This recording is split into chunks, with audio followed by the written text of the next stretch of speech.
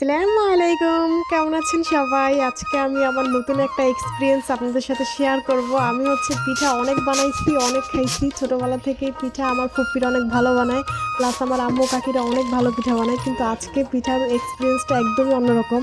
পিঠাটা আমি নিজে বানাইছি, কিন্তু যে চালটা দিয়ে বানাইছি ওই চালটা একদম ক্ষেত থেকে তোলা থেকে পর্যন্ত ধান থেকে চালের গুঁড়া পর্যন্ত সব নিজের চোখে দেখছি এবং করছি। ওইটাই আজকে আপনাদের সাথে শেয়ার করব। প্রথমে এই যে ওই মাঠ থেকে ধান তুলছে, ওই ধানটা তোলার পরে ধানটা আম্মু খুব ভালোভাবে রোদে শুকাইছে। শুকানোর পরে এই ধানটা ভাঙাইতে দিছে, ওইখান থেকে চাল বের হয়েছে।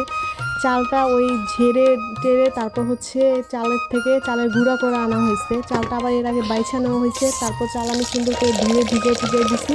তারপর আব্বু গুঁড়ো করে আনছে। চালটা লাল চাল, এই লাল চালের গুঁড়োটা একটু কিছুটা লালচে লালচে হয়। এমন অনুভূতি আমার আগে কখনোই হয়নি। একদম নিজের চোখে সব কিছু দেখে টেখে তারপর ওই চালের গুঁড়ো দিয়ে পিঠা বানাইছি। আলহামদুলিল্লাহ, এটা আমার কাছে একদম নতুন ছিল। যাই হোক, আব্বু বাজার থেকে মিঠাই আর অনেক বড় বড় দুইটা নারকেল আনছে। এত বড় নারকেল আমি আগে দেখি নাই। ওই নারকেলটা আব্বু সিলে দিচ্ছিল, আর এদিকে আমি পিঠার প্রিপারেশন নিছি। আজকে বানাইছিলাম আমাদের মুন্সিগঞ্জের বিখ্যাত বিবিখানা পিঠা। এটা আমার ফুপ্পিরা ছোটোবেলা অনেক বানাইছে, আমি দেখছি। আমি তেমনভাবে বানাই নাই, দু একবার বানাইছি, কিন্তু আমার ফুপ্পিদের হাতের বিবিখানা পিঠা আলহামদুলিল্লাহ অনেক মজা, পারফেক্ট এবং ভালো হয়। আমি যদিও তেমনভাবে পারি না, আজকে আবার একটু বানাইছি। প্রথমে নারকেল চাব্বু কড়াই দিছে, তারপর আমি একদম দুধ ঘন করে, যে জাল দেওয়া দুধটা আছে বিবিখানা পিঠায়, যদি কম দুধও ইউজ করবেন চেষ্টা করবেন একদম ঘন করে দুধটা ইউজ করার জন্য। তারপর এর মধ্যে আবার আমি গুঁড়ো দুধ মিশাইছি, চালের গুঁড়া দিছি।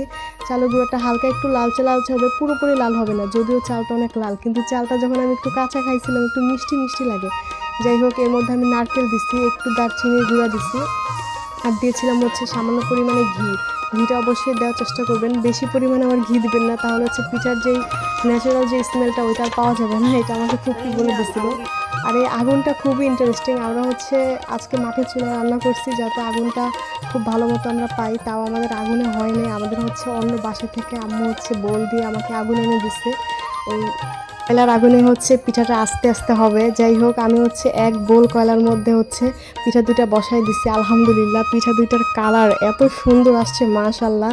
আমি তো ভাবতেও পাইনি এত সুন্দর পারফেক্টলি হবে। আর যখন পিঠাটা চারদিকে একদম ঘ্রাণে মমো করতেছিল।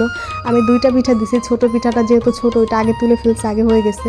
আর বড় পিঠাটা আবার বেশি কিছুক্ষণ রেখে দিছি, তারপর নামাইছি। মাশাল্লাহ, দেখুন কত সুন্দর হয়েছে।